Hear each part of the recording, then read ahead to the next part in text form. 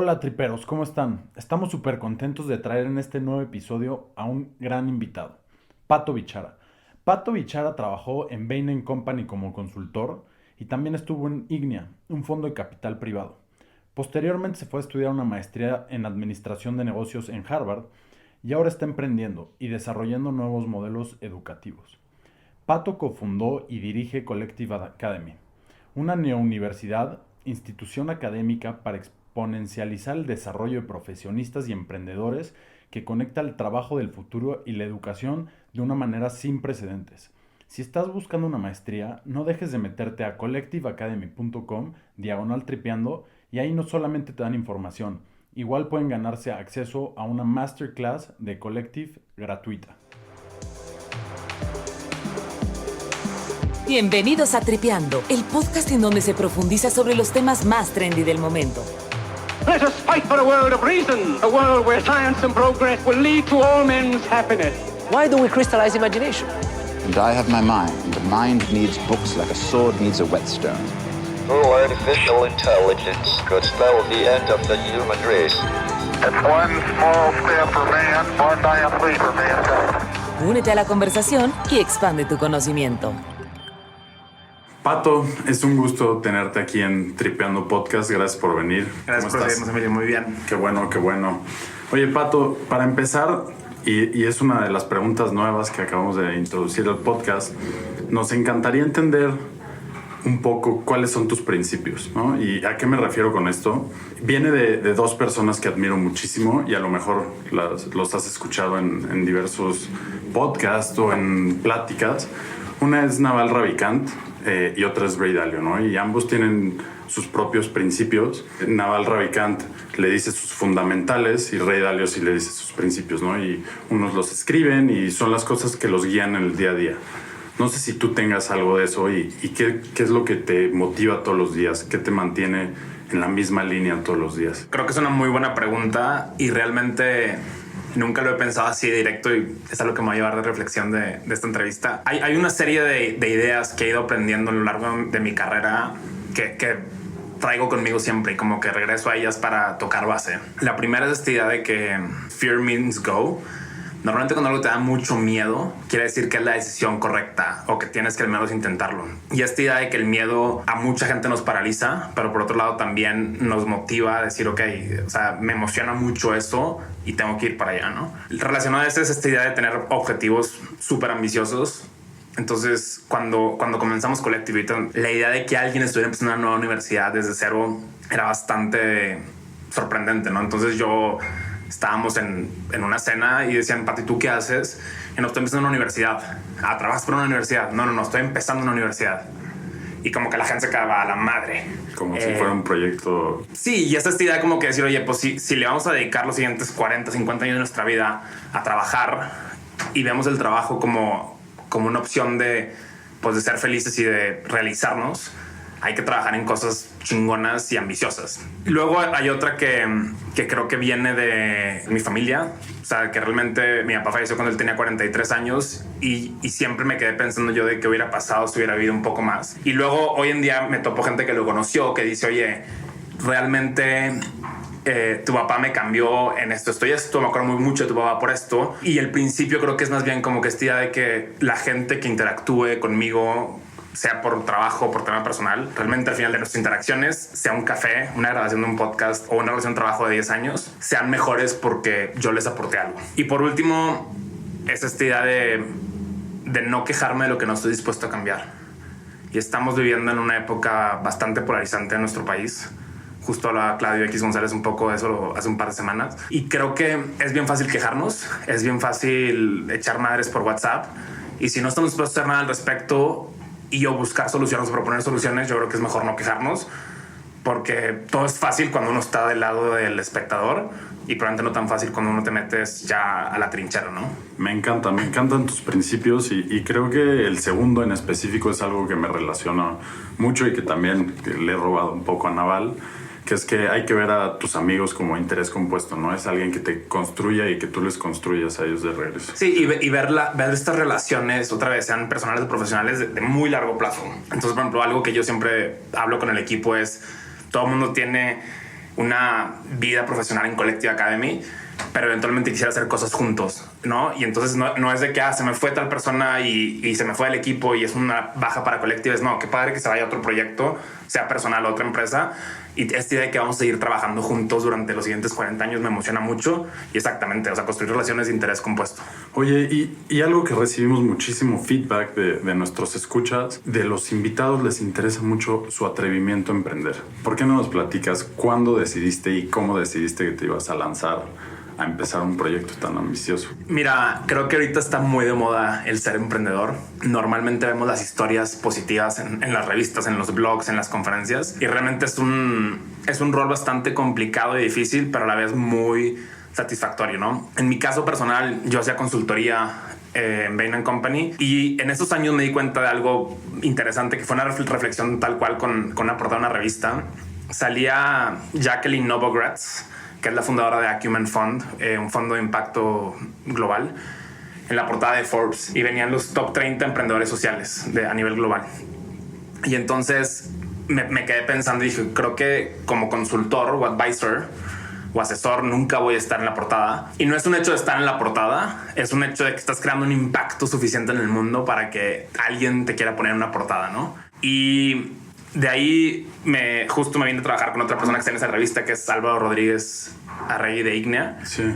Y me acerqué un poco más a los emprendedores. Entonces, digamos, pasé de ser consultor a ser inversionista, donde ya no nada más los asesoraba en temas de estrategia y finanzas, sino que realmente ya teníamos una relación cercana, uno, y dos, como dicen los gringos, skin in the game, ¿no? O sea, ya me afectaba cómo le iba al emprendedor por un tema financiero mío. Y de ahí dije, ok, me gusta estar más cerca, y me voy al MBA. Y durante el primer año empiezo a pensar en que mi siguiente paso para probar debería ser operar una empresa o estar en la operación diaria de una empresa y verlo como una prueba.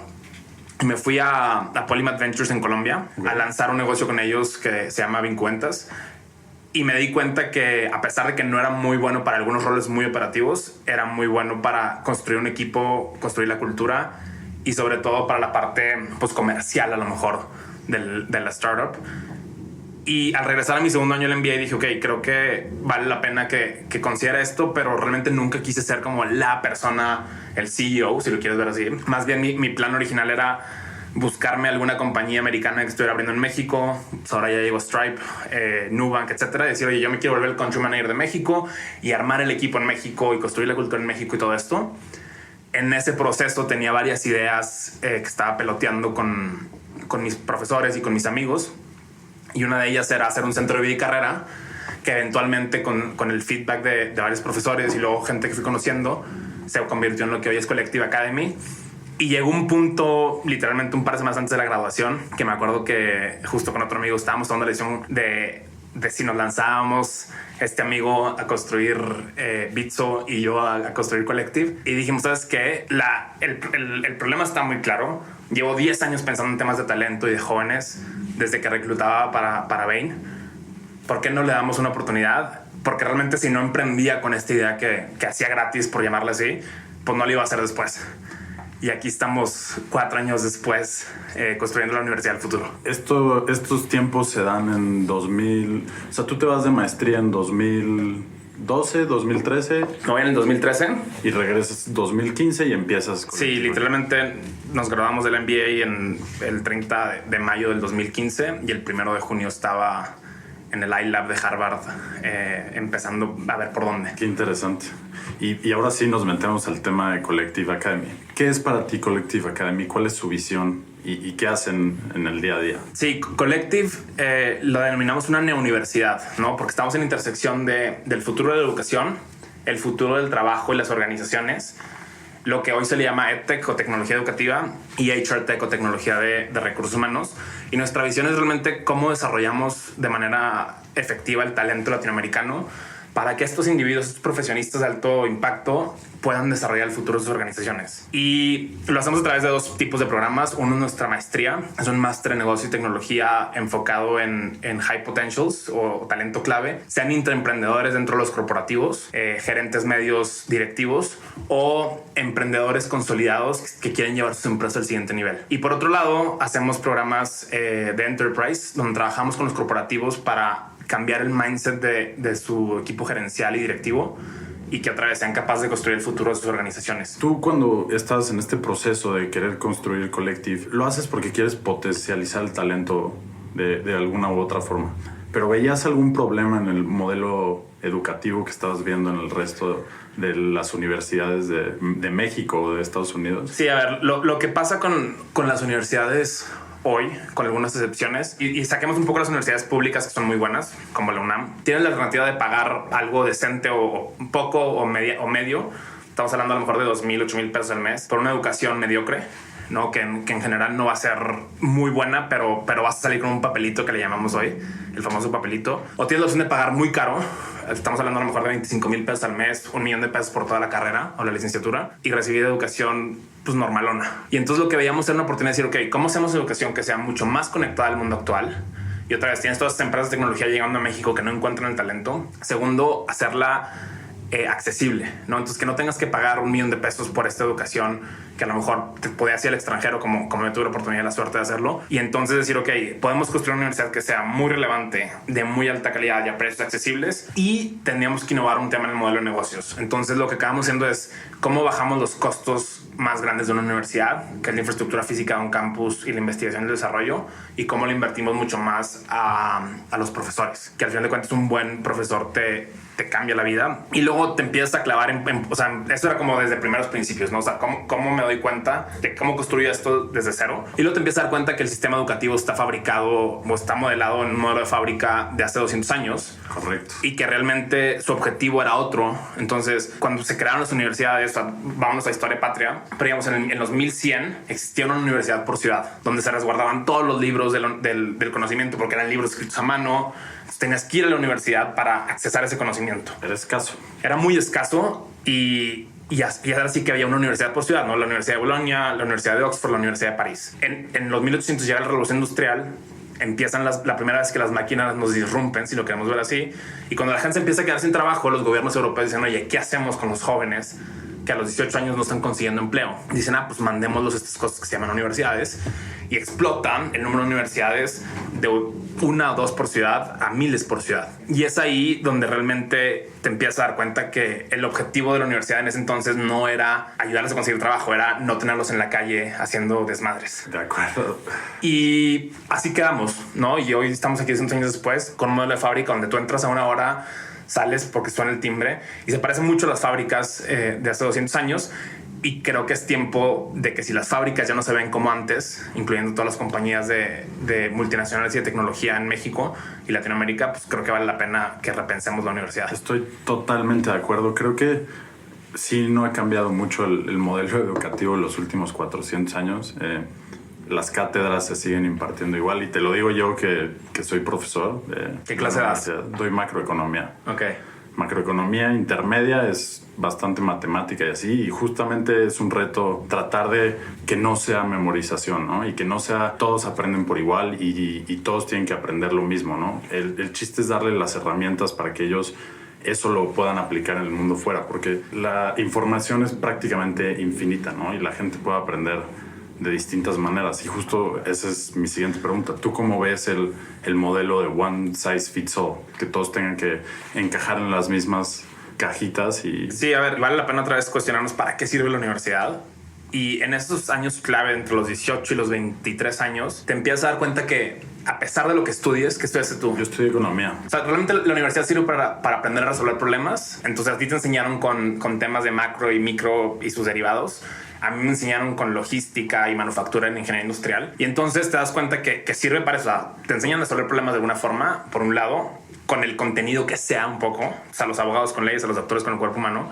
Y luego, por otro lado, pues sí maduras socioemocionalmente. Y entonces, realmente, el modelo one size fits all funcionó para esa época. No funciona para donde estamos hoy. Pero ¿qué implica un modelo personalizado? Implica que la alumna se haga responsable de su propio aprendizaje, que es algo que no todos los jóvenes están dispuestos a hacer. O sea, hay algunos, probablemente como tú, como yo, como las personas que conocemos, con las que más trabajamos, que desde primer semestre estabas ahí dándole, y ibas y buscabas oportunidades extracurriculares y te metías a tal congreso y aprendías de no sé quién, le escribías a no sé quién. Y hay otras personas que pasan por el salón de clases y a checar tarjeta, literalmente, volviendo al modelo de fábrica. Y entonces creo que lo importante es cómo te haces responsable primero de tu propio aprendizaje y por eso nos gusta mucho en Collective hablar de aprender, no de educar, ¿no? Porque educar es un verbo pasivo. O sea, yo te educo y entonces tú asumes que vas a estar sentado y te va a llegar el conocimiento desde lejos. Y aprender es tu responsabilidad, es un verbo activo. Tú tienes que aprenderlo. Y no importa si te pusieron al mejor speaker del mundo con slides, sin slides, un podcast, un libro, un blog, tú lo tienes que aprender. Pero es esa idea de hacerte responsable. ¿Cómo lo pensamos desde Collective? Pues es esta idea de que realmente uno puede aprender lo que quiera, siempre y cuando le dediques el tiempo correcto.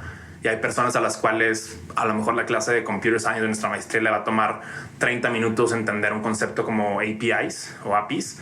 Y hay alguien que le va a tomar los 30 minutos del video, más las 2 horas de discusión, más el ejercicio práctico, más aparte una mentoría extra con el mentor o sus compañeros. Y entonces esa idea de que la variable se vuelve el tiempo, no precisamente el tiempo definido, ¿no? Entonces, por ejemplo, nuestras materias duran lo que tienen que durar. Entonces, una materia como Learning How to Learn o Aprender a Aprender dura 4 semanas. Computer Science dura 12 semanas. Entonces, otra vez, si le quitas esta fabricación industrial de semestres, de que todo tiene que durar 16 semanas, y entonces luego metes cosas de relleno, puedes optimizar para que cada materia tenga sus tiempos y por aparte complementar el aprendizaje con las mentorías. Bajo la premisa de que la información ahora es sumamente disponible y prácticamente infinita en el internet, y justo lo que dices, ¿cómo ves la escasez de las ganas de aprender de la gente? O sea, ¿crees que es un problema? Mira, creo que como siempre digo, tenemos la universidad más grande del mundo en YouTube y lo relevante se vuelve cómo curas esa información, con quién la aprendes, porque yo sigo creyendo en el aprendizaje social y comunitario, y luego cómo la aplicas. Al final del día te das cuenta que yo digo, o sea, la gente que tiene ganas lo va a hacer y lo va a aprender, sea con algo como Collective o por su cuenta, y se está volviendo sexy aprender. Yo hago mucho la analogía que recientemente justo el escuchar podcast, el leer libros, el compartir qué libro estás leyendo en Instagram se está volviendo como lo nuevo sexy, ¿no? Entonces, así como hace 2-3 años la gente subía su story en ciclo o algún estudio de ejercicio, hoy lo sexy es aprender y presumir que estás aprendiendo. Yo creo que va a ser una muy buena ola donde nos vamos a autodesarrollar sin depender de nadie del sistema, si lo queremos ver, fue un sistema centralizado.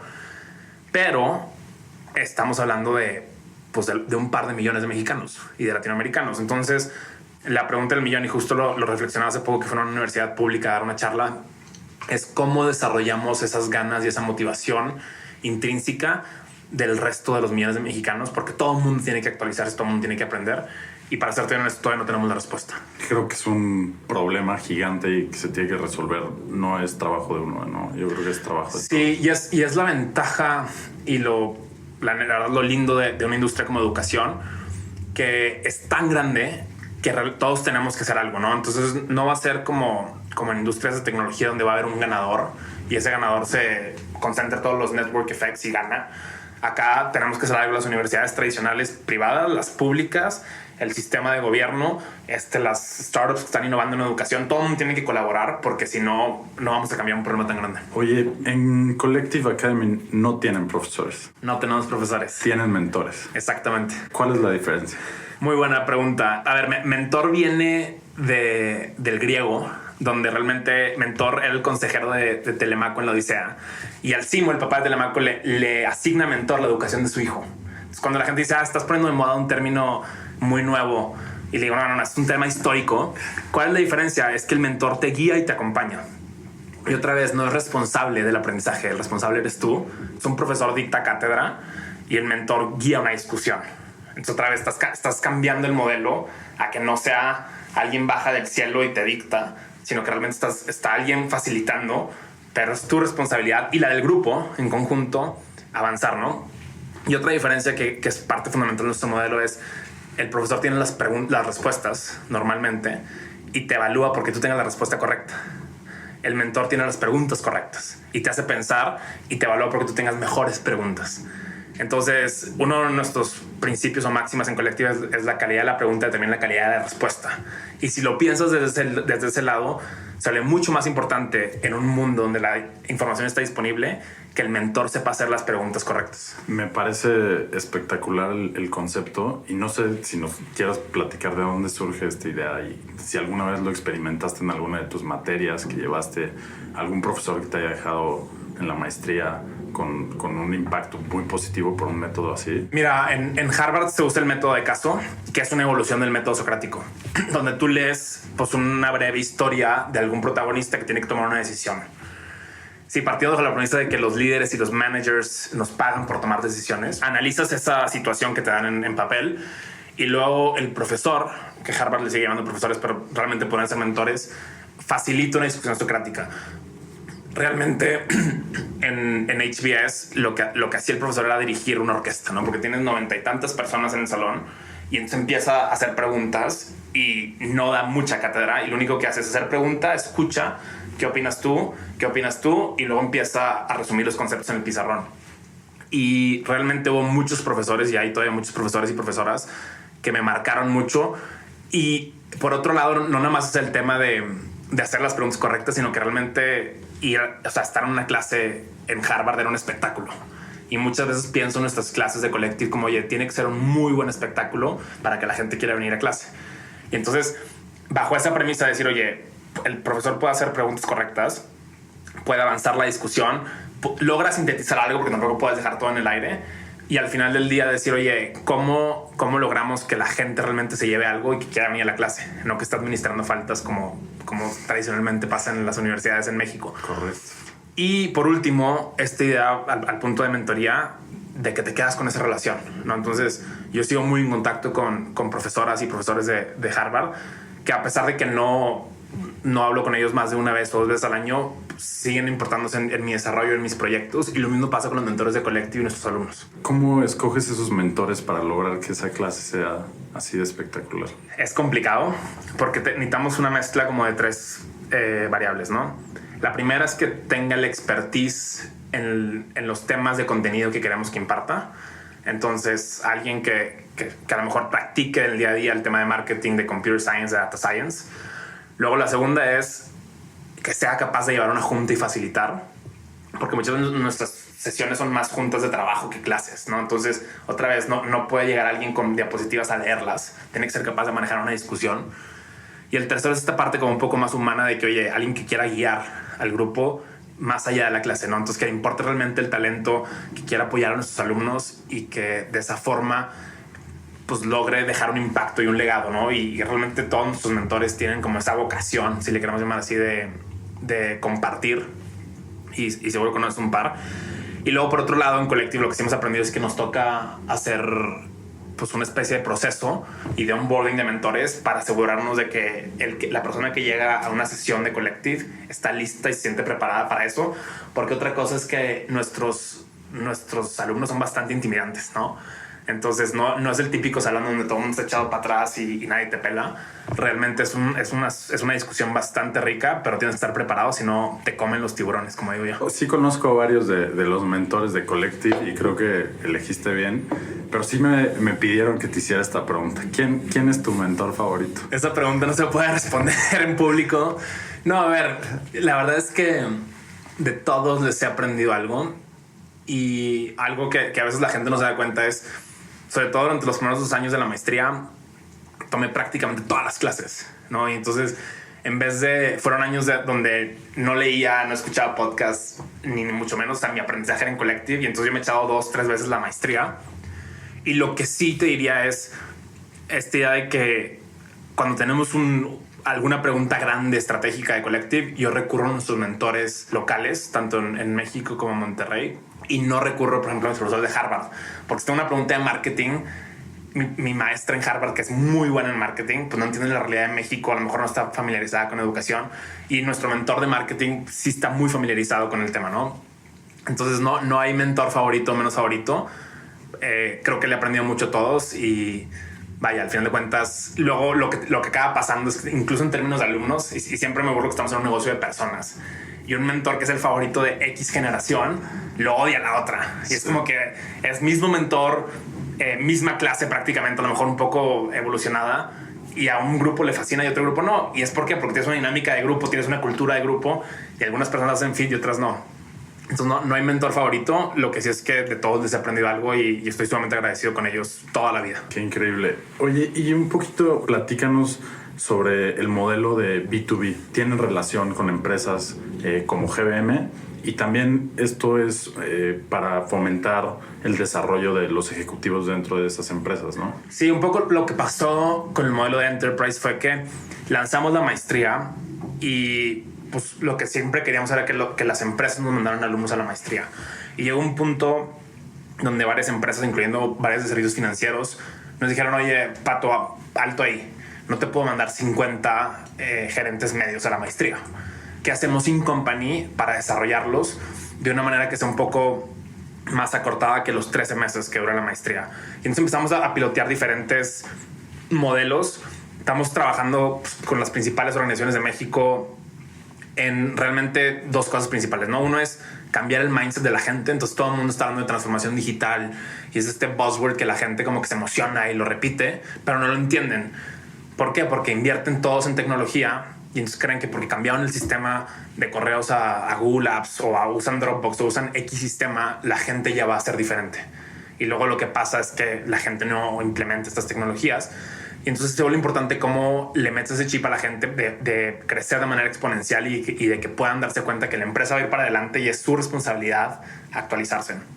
Y hoy, por un lado, hacemos ese cambio de mindset y por otro lado, sí les ayudamos a profundizar ciertas metodologías, frameworks, herramientas puntuales que están usando las principales empresas de tecnología, ¿no? Desde temas como Agile y Scrum hasta OKRs, frameworks de marketing, frameworks de computer science, porque al fin de cuentas el mundo se está girando hacia allá y no hay quien los actualice y los capacite, ¿no? Y, por ejemplo, ¿cómo ves tú los nuevos tipos de frameworks? ¿Crees que sí vuelven a las organizaciones más eficientes? Muy buena pregunta. A ver, de nada sirve el framework último del libro último, ¿no? Que nos pasa mucho, ¿no? Oye, ya llegó el CEO de Silicon Valley, trajo este libro.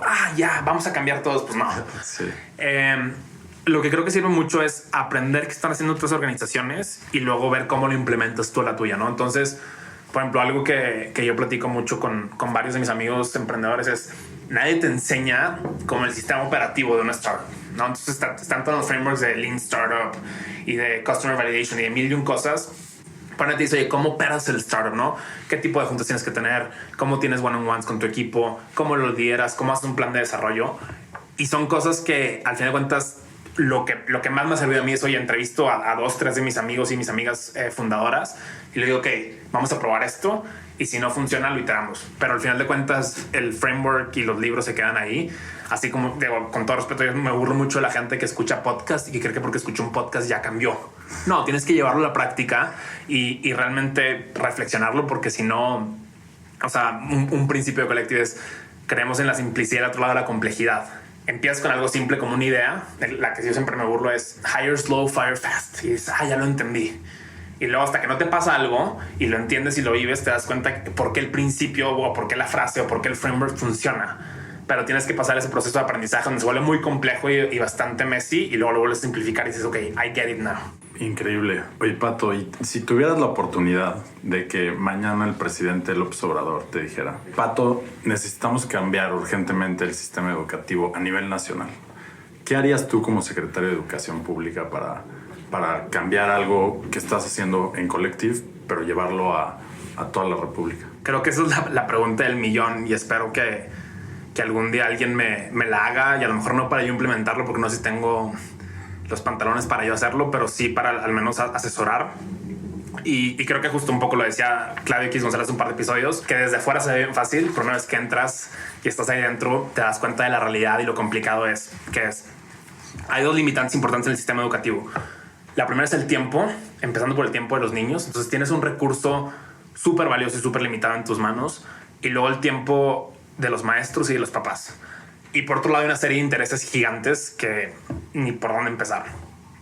Creo que la reforma del gobierno anterior fue buena, nada más que dejó en el olvido la capacitación de los maestros. Y si volvemos a nuestros principios de Collective, donde un buen mentor te cambia la vida, creo que realmente yo empezaría por entender qué quieren los maestros y cómo los volvemos mejores maestros, ¿no? Porque siempre nos estamos quejando de que los maestros están en la calle haciendo marchas y manifestaciones y al final del día te das cuenta que tienen intereses, ¿no? Pero si nos vamos a y eso es algo que yo quiero pensar de que todo el mundo lo hacemos de buena fe. Si nos vamos a la mayoría de las escuelas públicas, en la mayoría de los municipios y realmente nos metemos a entender qué quiere ese profesor o esa profesora y cómo lo hacemos mejor a él en su trabajo, yo creo que podríamos hacer un cambio importante bajo la premisa de que los veamos como nuestros clientes también. Entonces, en Collective, nuestros mentores disfrutan igual o más la clase que nuestros alumnos. Ese es el feedback que he recibido de los mentores. Yo aprendo muchísimo cada vez que doy clase. Cuando por algo no me ponen a dar clase, me enojo con mi equipo de producto. Pero realmente, sí, oye, yo quiero que este maestro y esta maestra en la escuela en la que estén disfruten su trabajo, lo hagan mejor y se sientan mucho más realizados. Yo creo que podemos hacer un cambio por ahí. La nueva reforma educativa asigna parte del presupuesto a capacitación de maestros. La pregunta es cómo los van a capacitar. Entonces, definitivamente empezaré por los maestros y creo que hay un tema de entender qué quieren y qué los mueve a ellos. Y sobre las tendencias, ¿hacia dónde ves que se está moviendo la demanda por capital humano calificado? O sea, ¿en qué se tienen que preparar estos maestros? ¿Qué tecnologías, qué cosas crees que es las que se tienen que estar enseñando hacia adelante? Mira, yo creo que con los maestros tenemos que regresar a los principios básicos, que es que aprendan a lo mejor llevar mejores discusiones, a comunicar mejor, a trabajar en conjunto, a curar este contenido. Y otra vez, conozco muy poco el sistema público, pero a lo mejor se están destinando, parecido a las universidades, muchos recursos a desarrollar contenido, cuando un maestro puede desarrollar un plan de una lección de un día con los recursos disponibles en internet. Entonces yo creo que es un tema más de comunicación, de cómo entender qué está buscando su alumnado. Y luego ya a nivel general, pues tampoco es muy diferente, ¿no? Estamos trabajando con varias universidades en ayudarles a cambiar el chip a sus profesores. Y te das cuenta que es igual que cualquier directivo o ejecutivo de una empresa, ¿no? O sea, son el talento clave, los colaboradores clave del sistema. Y hay que enseñarles cosas básicas como creatividad, colaboración, comunicación y empujarlos otra vez a que piensen más allá del voy a dar la clase como le he dado los últimos 20 años porque me da flojera pensar y me da flojera actualizarla. Sobre tus hábitos educativos personales, supongo que tienes diversos métodos y has explorado muchas cosas, ¿no? Sí, a ver, hábitos de aprendizaje, porque otra vez no me gusta la palabra educación. Tengo uno bastante formal, que es como cada año fijarme objetivos de aprendizaje y literalmente cumplirlos con un modelo muy parecido a Collective. Por ejemplo, este año me fijé el objetivo de aprender a hacer fundraising, ¿no? O levantar capital. Y entonces busqué buenos contenidos en libros, blogs, etcétera. Me asesoré de mentores, incluyendo algunos amigos emprendedores que me dijeron, oye, Pato, mira, así se hace, más o menos dale por aquí, léete este libro, escucha a esta persona, léete estos tweets. Y lo último, que es lo más importante del modelo, es aplicarlo, ¿no? Entonces empezar a trabajar en nuestra serie A, en avanzar con los materiales y a construirlos, que es al fin de cuentas lo que hacemos en Collective, curar contenido, asesorarte de mentores y ponerlo en práctica. Eso es como de manera formal. De manera informal tengo un mal hábito que es, me pongo mucho a leer en las noches y luego se me va la noche y me pongo a ver mucho Twitter. Y entonces siento que aprendo mucho, pero hay veces que por cierta noche ya no lo reflexiono y entonces el aprendizaje se pierde. Pero al fin de cuentas es esta idea de, oye, pues, leer un par de tweets, entender un poco más a las personas. Y luego algo que estoy intentando hacer más recientemente es leer cosas fuera de mi campo de expertise, porque ya me leí suficiente del futuro del trabajo, del futuro de la educación, y creo que hay otras cosas que nos permitirían de una manera más, pues, fuera de la caja, si lo queremos pensar así, implementar cosas para nuestro día a día en Collective. Estoy totalmente de acuerdo y me gusta mucho y creo que se me hace muy similar a la forma en la que a mí me gusta aprender. Prácticamente la mayoría de las cosas que sé las he aprendido a través de libros y la mayoría son cosas que no tienen que ver ni con lo que hago ni con lo que estudié en la universidad, ¿no? Ahora hay algo importante que es que ese objetivo de aprendizaje que te pongas te duela de cierta forma, sea a nivel personal o a nivel profesional, y que lo puedas aplicar. Porque, y justo la semana pasada me agarré en un debate de rectores en Monterrey con un rector que hablaba de que todo debería ser humanista y filosófico. Y digo, a ver, está súper interesante aprender filosofía, me encanta leer sobre filosofía, pero si no lo puedes aplicar y aparte le vas a cobrar $1 millón por esa educación en filosofía, pues sí, no la friegues. Entonces creo que si encuentras el problema que te duela, encuentras los recursos, encuentras con quién estudiarlos, con quién acompañarte y aplicarlos, you can't go wrong. O sea, no te puedes equivocar con lo que decidas aprender. Y ya para modo de conclusión, nos encanta que nuestros invitados nos recomienden blogs, podcasts, libros para la audiencia y hemos recibido tremendas recomendaciones. No sé si puedas darnos un par. Del tema de blogs, lo que pasa es que hay mucho ruido y ahora todo el mundo escribe. Yo sigo siendo fiel fan de piezas un poco más largas de contenido y con algo de investigación. Entonces, en ese aspecto, leo mucho Farnham Street, por ejemplo. Leo mucho HBR, el Harvard Business Review, porque realmente es gente que le está echando coco y que saca a lo mejor una pieza a la semana, 2, pero muy profundas. Y luego me permiten también bajar las aplicaciones prácticas dentro de mi vida, ¿no? Términos de libros, recientemente me he clavado mucho con el tema de ser mejor manager, mejor líder. Leí uno que me encantó que se llama High Output Management del CEO y chairman de Intel, de Andy Grove. Y otro que se llama The Coaching Habit, que es sobre cómo hacer estas mejores preguntas a nivel equipo y desarrollo individual. Y alguien que creo que lo está haciendo muy bien, que ahí sí siempre recomiendo todos sus libros, son los de Stripe. Tiene una editorial que se llama Stripe Press. Publicaron High Growth Handbook, que es un libro sobre cómo crecer los negocios y se ha vuelto mi Biblia como de cabecera, más de consulta que de leer. Tiene otro que se llama Systems of Engineering Management, sobre cómo manejar programadores, que es una joya. Y más recientemente he estado leyendo uno que se llama Get Together, sobre cómo construir comunidad, que también es una joya. Los 3 es de Stripe Press. De Stripe Press. Al rato si quieres les ponemos los links en las notas del show. Y de podcast, obviamente me encantan todos los mexicanos, tripeando de mentes con Diego Barrazas. Y últimamente estoy escuchando más como algunos de series específicas, o sea, como de episodios o mini episodios. Hay uno que me encanta que se llama From Zero to IPO, que te cuentan diferentes emprendedores y venture capitalists cómo fueron construyendo sus empresas y cómo avanzaron. Más recientemente justo Diego sacó uno que se llama Creadores, de la mano de WeWork, que está contando las historias de emprendedores mexicanos. Y creo que algo que falta, y ojalá lo pueda hacer también en tu show, es entender estos grandes empresarios mexicanos como Claudio X González y de construir un poco sus hábitos, su forma de ser, porque creo que hay mucha literatura de los grandes CEOs americanos y europeos, pero hay muy poca literatura de los CEOs latinoamericanos. Eso es algo que a mí me gustaría aprender más y incluso eventualmente a lo mejor escribir un libro. No tengo nada más que agradecerte por animarte a venir a Tripeando y pues creo que la plática estuvo sumamente interesante, Pato. Muchísimas gracias. Gracias, Emilio. Un gusto estar aquí con ustedes y nos vemos pronto.